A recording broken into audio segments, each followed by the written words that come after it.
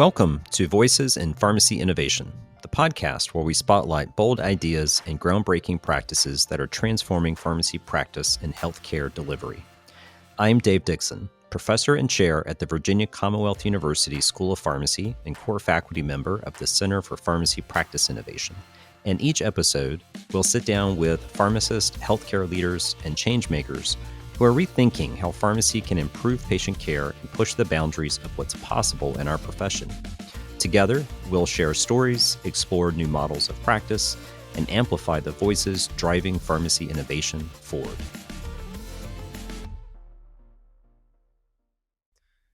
Today, we're joined by Dr. Marie Smith, who is the Henry A. Palmer Endowed Professor of Community Pharmacy Practice and Assistant Dean for Practice and Public Policy Partnerships at the University of Connecticut School of Pharmacy. She's also an affiliate faculty member of our Center for Pharmacy Practice Innovation. Dr. Smith has been a national leader in advancing roles for pharmacists in community-based settings. She has worked with multiple state-level and national healthcare reform policymakers and stakeholders to address healthcare delivery issues involving medication management programs, patient safety, performance measures, health information technology, and the integration of clinical pharmacists into advanced primary care practices. Over the past several years, our profession has made significant progress by successfully advocating for legislation that expands pharmacists' scope of practice and creates pathways for reimbursement for the services we provide. Of course, there is still important work ahead, and I know Marie will have valuable insights into how we move forward. I'm excited to have her on the podcast today, so welcome, Marie.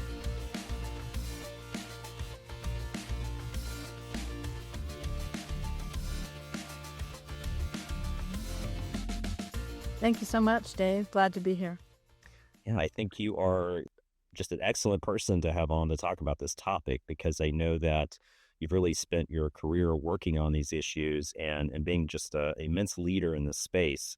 But before we kind of get into the nitty gritty, give our listeners a little sense of your background and how you got into the profession and what got you inspired to do the work that you do. Sure. My career actually, let me go back and I guess say that my interest started as just a young child. I remember our family having such respect for our local community pharmacists that it really captured my attention even at a very early age. In high school, I worked in a local hospital, did some volunteer work, and my pharmacy career, I think I would say, started as a pharmacy student, when I was an intern at the local community hospital. And then upon getting my bachelor's degree in pharmacy at UConn, I completed a hospital pharmacy residency at Thomas Jefferson Hospital in Philadelphia. And from there, found my way to where you are at VCU in Richmond to get my Pharm.D degree. And it was really there at VCU, or as we called it in those days, Medical College of Virginia, Right. where I was inspired by two faculty members, Tom Reinders and Jim McKenney, who were ambulatory care practitioners. And I really found that direct patient care, working in a team environment in a clinic setting, was so rewarding. And it led me to my first few positions, which were in academia at the University of Tennessee. I came back to MCV as faculty. I was at Rutgers and Eastern Virginia Medical School, where my roles were primarily that of a clinician, practitioner, and educator.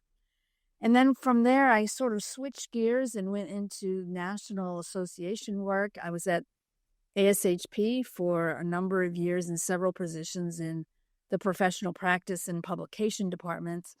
And then in 2000, which your listeners might recall was sort of the birth of the internet, I had this unique opportunity to join Aventis, which was a newly formed merged company, pharma company, as a VP of e-health and strategy to help them explore how the internet was going to impact things like e-prescribing, e-clinical trials, e-marketing, and what effect it was going to have on the business enterprise overall, which was a fascinating position.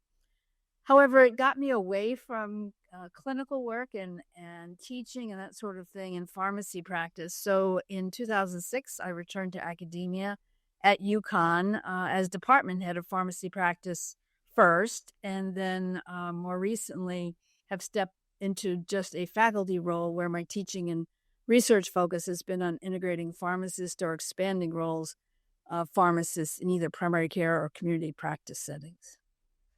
Oh, it's just an incredible story, and I love that it dates all the way back to your early days as a child and interacting with your local community pharmacist. I have a pretty similar story myself in that regard, and sounds like across your experiences, your favorite experience was obviously being here at VCU, right?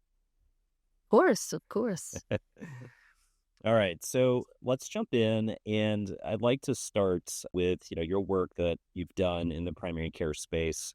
But if you could kind of set the table for us, what progress do you feel like we've made with integrating pharmacists into primary care settings? A lot of times, we talk a lot about the barriers and ongoing struggle to get where we want to really be at the end of the day, but at the same time, we have made a lot of progress. So let's start off with that. Yeah, that's good. I'd like to just remind the listeners that we really have made a lot of progress. However, it's been pretty isolated. So I think of it as being very significant progress for training purposes in academic settings. So if you think about integrating pharmacists on care teams in family medicine residency programs, or certainly the Veterans Health Veterans Administration Health System has had a long-standing program with primary care pharmacists. Certainly, large health systems, outpatient clinics within those systems, you see pharmacists integrated, and also in some federally qualified health centers or what we'd call safety net or free clinics, those models exist there. But I think we have to remember that only about 10%, maybe a little bit less than that, of primary care practices in total have integrated pharmacists. So the opportunity for us is enormous. I think we still have a lot of work to do to make other healthcare professionals aware of our clinical training and our expertise and how it can benefit their patients and their practices, especially as we see more and more practices taking on risk in value-based payment arrangements. Certainly, there's a big upside for them to have pharmacists and as team members in those models.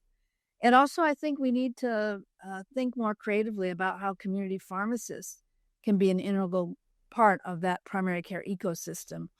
Pharmacists are highly trained, they're very accessible, convenient, and they provide a lot of opportunity for working with patients for med optimization, monitoring, management between primary care provider visits. So I think those are some of the things that places where we've made some progress, but we still have a lot of opportunity to go. Yeah, I think that's a great summary. And I always think about it, it's sort of feast or famine. There are health systems or groups, or even sometimes within a state or small geographic area where you might have a notable number of pharmacists, in clinic settings doing really great work. But then you don't have to go too far to realize that that's just not the norm. And then you may have systems where they really have no idea what a pharmacist would do in a clinic setting because of that lack of understanding of the training that you alluded to. So obviously, you have been integral in a lot of that progress and continue to do a lot of work in this space. So tell us a little bit about what you're currently working on. So maybe before we do that, I'll talk a little bit about some of the projects that we've done and how we've kind of used that to move on to where we are today. Sure. Um, we early on, we did some probably in the 2010 or so timeframe. We were fortunate to work with a commissioner of our Medicaid program here, and we were able to do a CMS funded Medicaid transformation grant. And in that model, we used a shared network of pharmacists who saw Medicaid patients in their primary care providers' offices. They did not use CPAs, but they sent recommendations for optimizing med regimens to the PCP for implementation. And some of the findings we saw there were that they were able to identify and resolve about 80% of all the medication related problems after only 4 patient pharmacist encounters. Huh. And we also in those, because we had access to claims data through Medicaid, we were able to use a total cost of care model to assess what was the cost impact of pharmacist provided intensive medication optimization services that I described. And what we found was an estimated annual savings of about $1,595 per patient, approximately a 3-to-1 ROI for those embedded pharmacist services.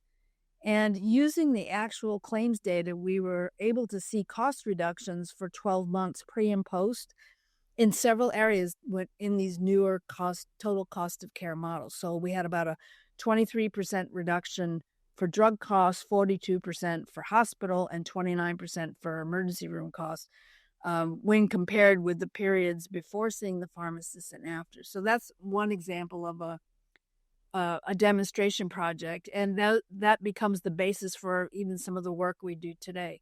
The other, more of a feasibility study that we're involved with was around the emergence of e-consult networks.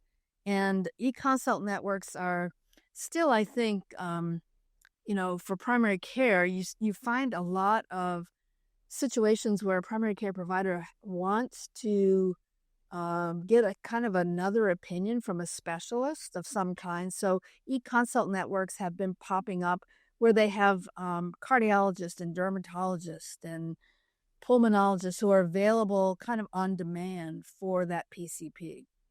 And we looked at this model by asking a chief medical officer who was involved at the time in doing this locally. I said, "Who's your pharmacotherapy specialist?" And he goes, "I don't think we really have one." And I said, "Well," and they did not have pharmacists at that time in their practices. And I said, "Well, let's try having a pharmacist." So at the time, we had a primary care fellow that was working with me, and that became the person who was their on-demand pharmacotherapy specialist. And what we saw there was, one, it was very feasible. The contract we had was that there would be a package kind of quick information that the pharmacist would get. In addition to the question that they were asking, the primary care provider was asking, they got kind of a summary note of a last encounter, any kind of med list, labs that were needed, maybe a discharge summary, something like that. And the pharmacist would review that. It was a professional to professional consult. There was no contact with patients, and the pharmacist had to respond within a 48-hour window. However, most of the time it was within 12 hours. And we found that one, it was very feasible to do that, and um, the medication questions came from both APRNs, nurse practitioners, and physicians who didn't have, access to that embedded pharmacist. There was a little bit of a difference. Sometimes the physicians had more complex questions. The APRNs might have had, what we would consider more pharmacology or Okay. drug interactions or those kinds of questions. But it was another feasibility study. So that work, I think, is something that we still would like to expand as e-consult networks, grow over time. We've also done over the years some qualitative work and focus groups, mostly with PCPs, to explore their perspectives on expanded roles for community pharmacists between PCP visits, or using collaborative practice agreements with community pharmacists. And by doing some sort of scenarios, giving them scenarios and then asking some follow-up questions. And we haven't done this. We started doing it and then we kind of got caught up in some of the other projects. But I think there may be, and I'm interested now looking back to say, that was done pre-COVID. Now, Uh-huh. what about post-COVID? Right.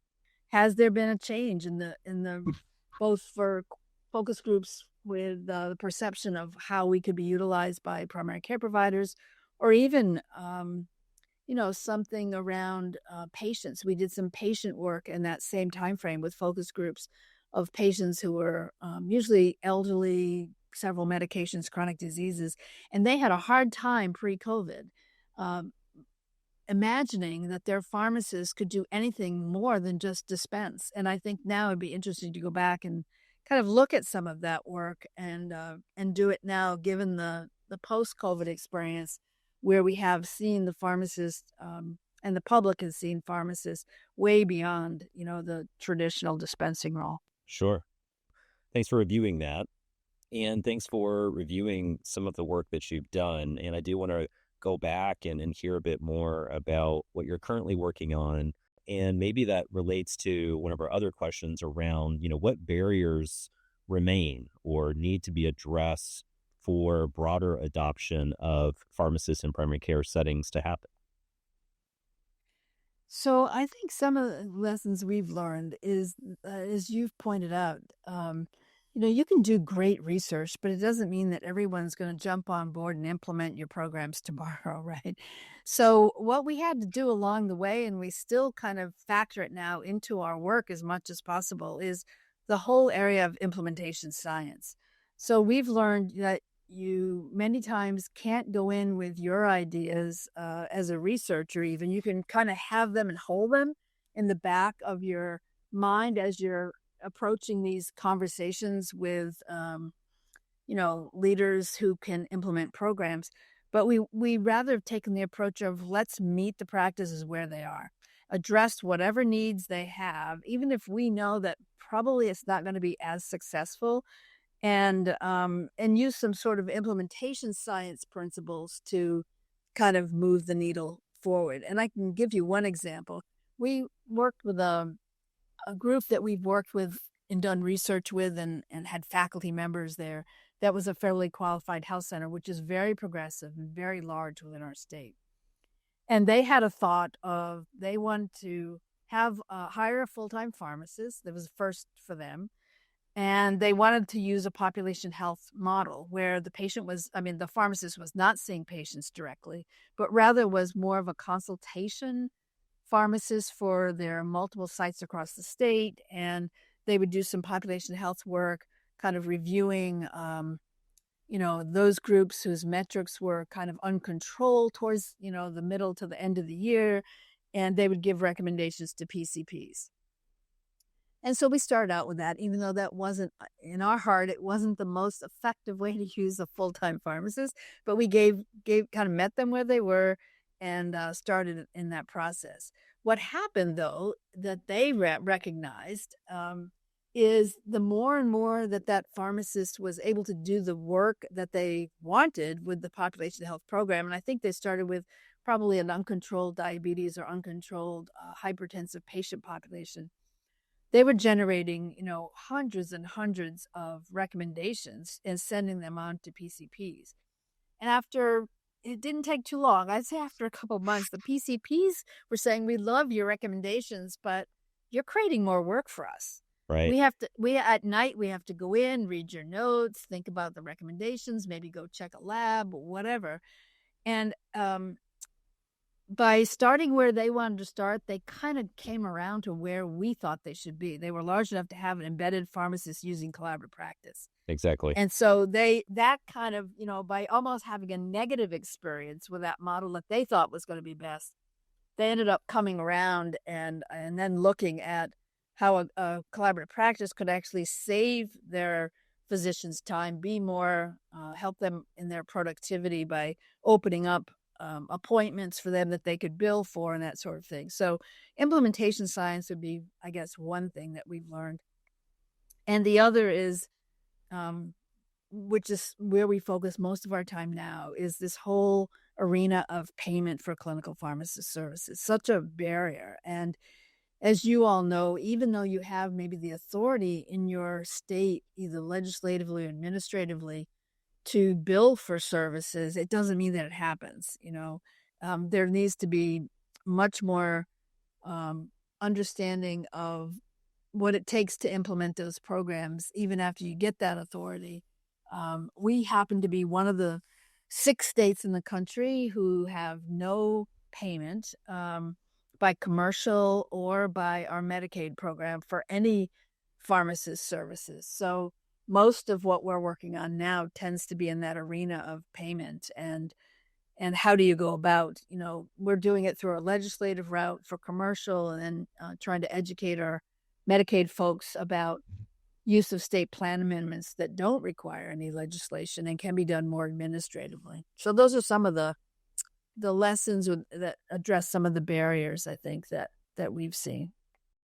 Yeah, I think you touched on an important one when it comes to the implementation science piece, which ties in well to some of the struggles with once the switch is flipped, so to speak, and you can bill, then there's ongoing barriers to sort of navigate that process. Here in Virginia, the complexity of the process is a challenge for many practicing pharmacists. And it's great. You can bill through Medicaid, but there's a multitude of Medicaid providers. You have to register and sign up with each one individually. And so I agree that it's just such it requires such an ongoing effort, even once the legislation kind of catches up to where we would like for it to be. Actually, putting that into action just continues to be a challenge. So, in terms of thinking about the profession, and you've shared a lot of the work that you've done in the past, things that you're working on currently, I'd love to get a sense from you, based on your experience in the profession and the work that you've done. How do you see the role of the pharmacist in primary care settings evolving in the future? Are we going to have AI pharmacist in the clinic, or what does it look like 20 years from now? Sorry, my crystal ball is big enough to go 20 years out. Five But to 10. maybe 5 I could do, yeah. Um, well, I think that, as I mentioned before, I think that even the public now is recognizing that, there's more that we could be doing. Physicians are starting to recognize individual, maybe not collectively in their large national, organizations, but, individuals that when they've worked with a pharmacist closely, they are like, I want to have a pharmacist, available to me, whether that's on demand or in my office all the time. I think that if we look at the embedded model, so I'll talk about the different models. If we look at the embedded model, where the pharmacist now is working as a member of the team in a practice on site with that practice, I think we're going to see a lot more shared resource models. And by that, I mean, um, a pharmacist may not be justified to work in any one practice because it's just not large enough. But as we have large health systems acquiring practices within a geographic region, I know what we're seeing here in Connecticut is one full time pharmacist embedded in the practices and shared within a 10 or so 15-minute radius, shared across 2 or 3, sometimes up to 4 different offices, all within the same health system, which is really cost effective. They Mhm. all are in the same system. As long as I think the geography is the main thing, making sure that you have good support as you set up those practices, for scheduling so that when the pharmacist arrives, they've got a full schedule and they're ready to go in each of those practices. So I think the shared resource model would be something that we can look forward to. I think that we need to rethink too, what does a community pharmacy model look like? I think as we have shown the public and shown other health professionals as well as policymakers that we are trained to do a lot more. They saw us do more in during COVID. Many states have now expanded practice acts and allow for test and treat or hormonal Mhm. contraceptive prescribing or those kinds of things. I think we're going to see the pharmacy um, take on more of like this community, first line community resource. So that I think the billing model is what's holding back from maybe really getting that uptake very widespread. But I think it's close. And the other thing that I know we tested a while back in some of our research, but I think it's even more apropos today, is this idea of even if a community pharmacist wanted to do this, do they have to do it within their 4 walls? Can they contract with a local uh, practice if they're close to a practice or a group? Could they contract and they're community pharmacists, but on certain days, they work as an embedded pharmacist so that they might do that on a smaller scale.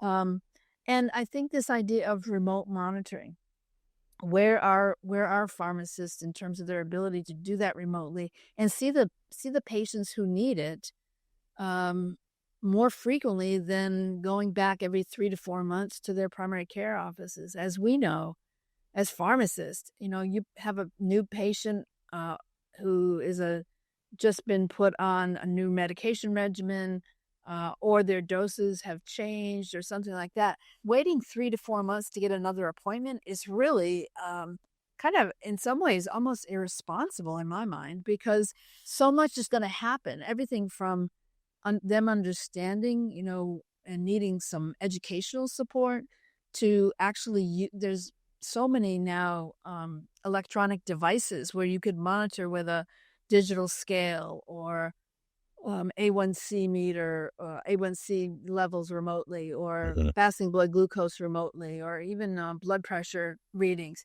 Um, so that the technology is there.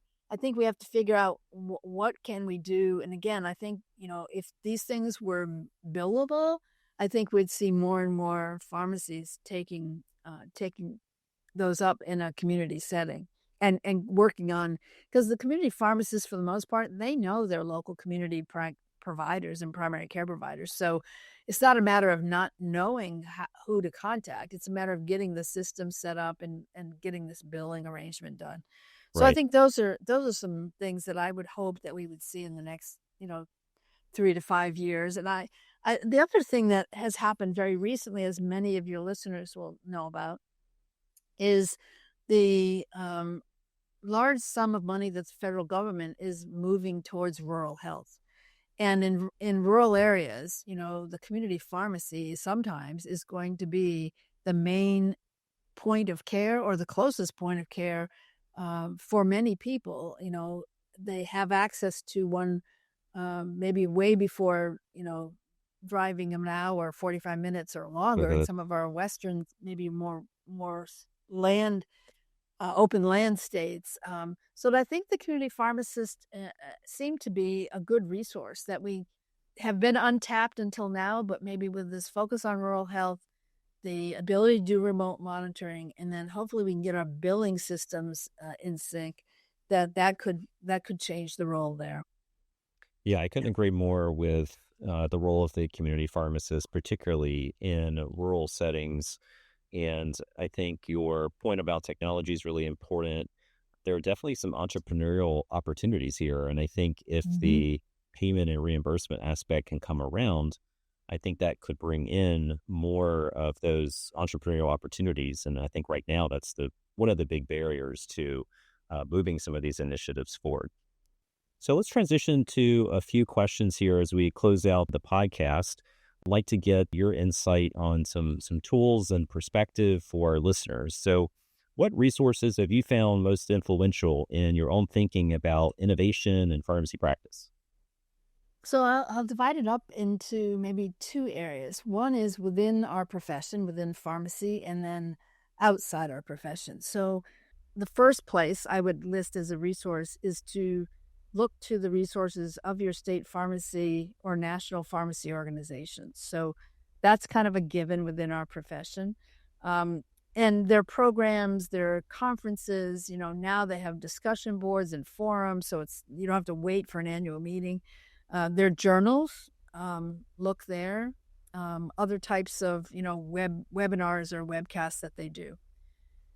Outside of our profession, though, I like to spend a lot of time as a member of and someone who reads the kind of health services research and health policy space. So, um, if you're interested in that, I would say Academy Health is in my mind, the national organization for health services researchers.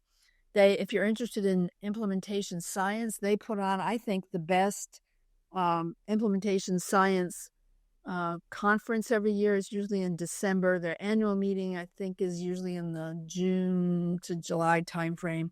But the conference, they call it D&I conference. Hmm. It's called Dissemination and Implementation Conference. And I didn't even know how to spell implementation science when I got into this, believe me. But a colleague of mine who was more of a public health researcher said, do you know about this D&I conference? And that's where I learned a lot. They have a lot for beginners. They have a day long like pre-conference sometimes for implementation science, kind of 101.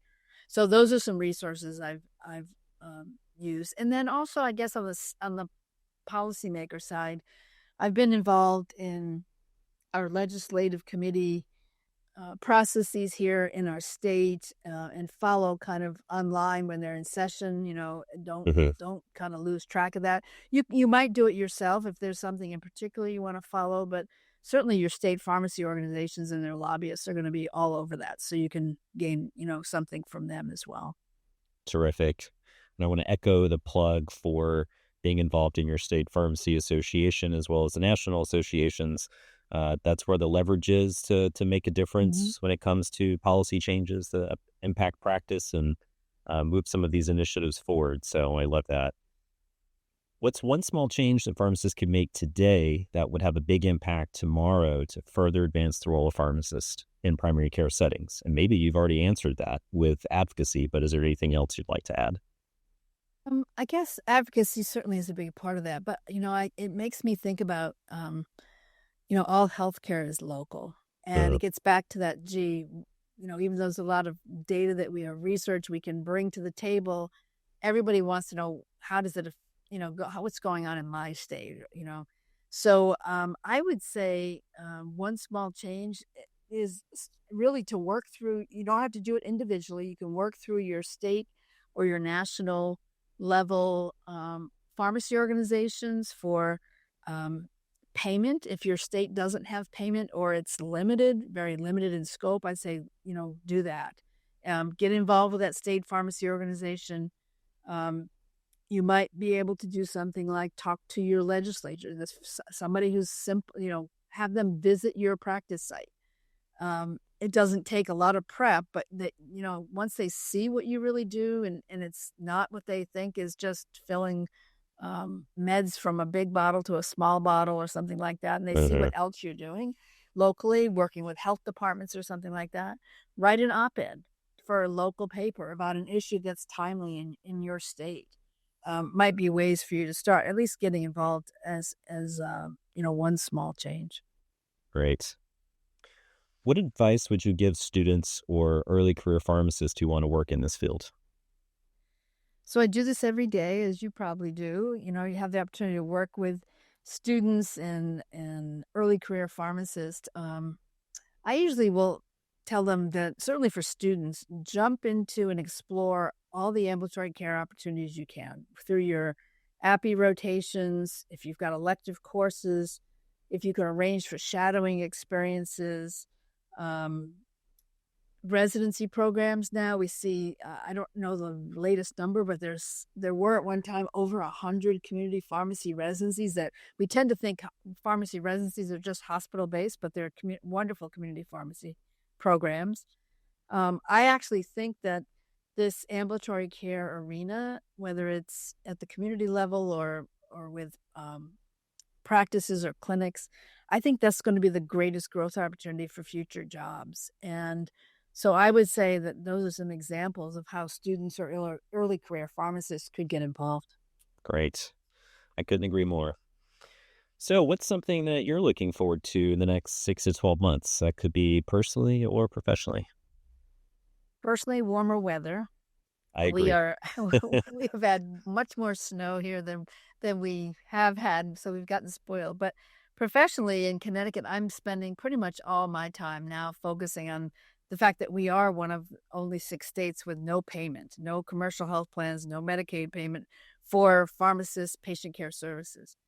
Last year, I was appointed to the Connecticut Insurance Committee's work group to propose language for a bill, and this month, actually, our proposed bill for payment for these pharmacist clinical services will be raised by our insurance committee, and we're looking forward to the opportunity to do public testimony. I teach a course called Follow the Money, which is an elective So our students get a chance to also do some oral testimony at those hearings. So that's kind of what keeps me energized. That I think we're closing in on a big opportunity here with payment. That's fantastic. Thank you, Marie, so much for joining us and sharing your work and your perspectives, and just for all the work that you've done to help move our profession forward. Please let our listeners know where they can connect with you to learn more about your work or stay up to date with what you're doing. Sure.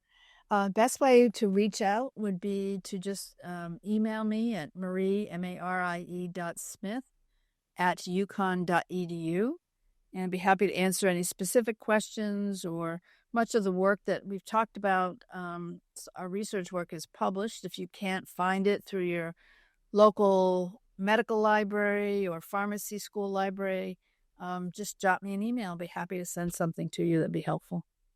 Great. Thank you so much. I want to thank our listeners today as well for tuning in to this episode of Voices in Pharmacy Innovation. If you enjoyed today's episode, please subscribe, share it with a colleague, and join us next time as we continue to spotlight the innovations that are shaping the future of pharmacy practice and healthcare. Thank you for listening to today's episode. Voices in Pharmacy Innovation is published monthly. You can listen on Apple Podcasts, Spotify, or by visiting our website linked in the show notes. If you have any questions or comments, you can contact us through our email cppi@vcu.edu.